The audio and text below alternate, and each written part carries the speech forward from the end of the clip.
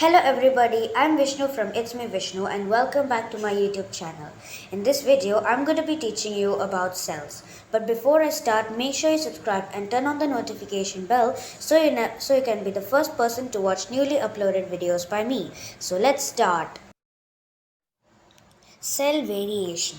All living organisms like plants, animals, or microorganisms are made up of cells. In a nutshell, cell is the smallest structural and functional unit of an organism.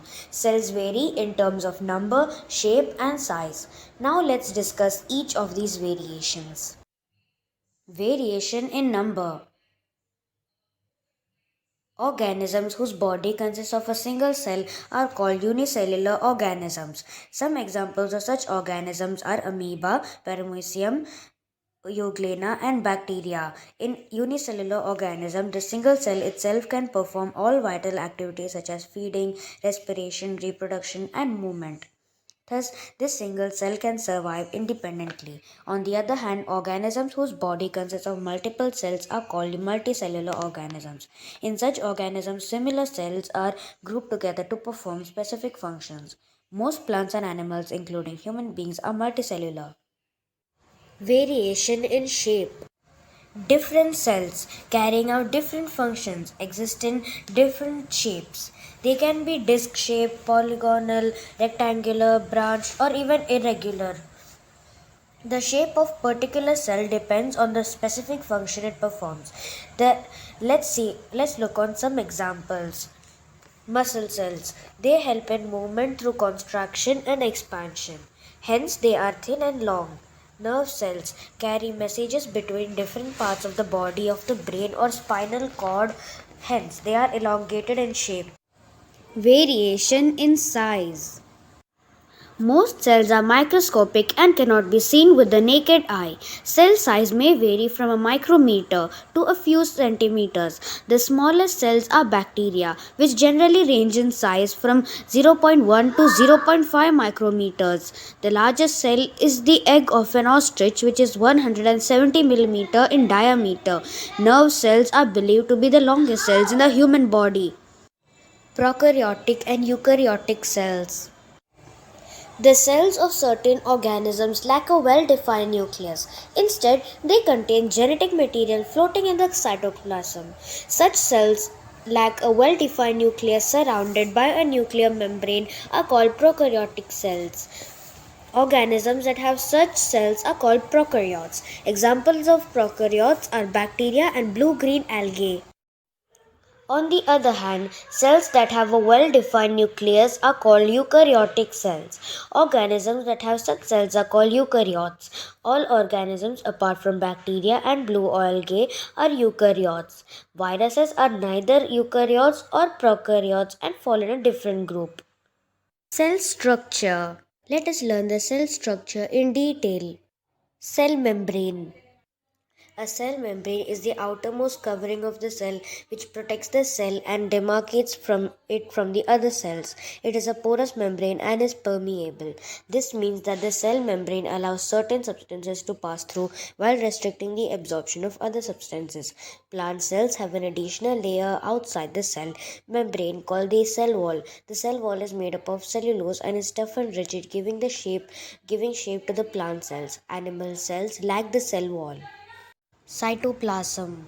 The cytoplasm is a viscous jelly-like substance present in the cell membrane. It is the site for most of the cell's chemical reactions. Present within the cytoplasm are several living membrane-bound bodies that have definite shape and functions, called cell organelles. Now let us discuss the organelles within the cell. Golgi apparatus or Golgi body. It is made of several membrane bound, fluid filled sacs which are stacked together.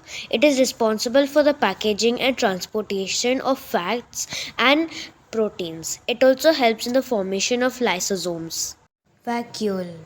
Vacuoles are fluid-filled spaces enclosed by a membrane. Vacuoles store excess water, useful minerals, pigments, and many other substances. Large vacuoles are present in plant cells where they maintain the shape of the plant cell. Smaller and more numerous vacuoles are present in animal cells. Lysosomes. Lysosomes contain chemical substances called enzymes that are capable of digesting cells and a variety of intra and extracellular materials. In times of emergency, lysosomes burst and destroy the cell. Hence, they are also called suicide bags of the cell. Endoplasmic reticulum. It is an interconnected network of tubules and channels and is involved in the synthesis, storage, and transportation of cell products. Ribosomes.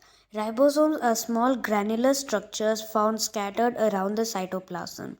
They are the primary sites for protein synthesis.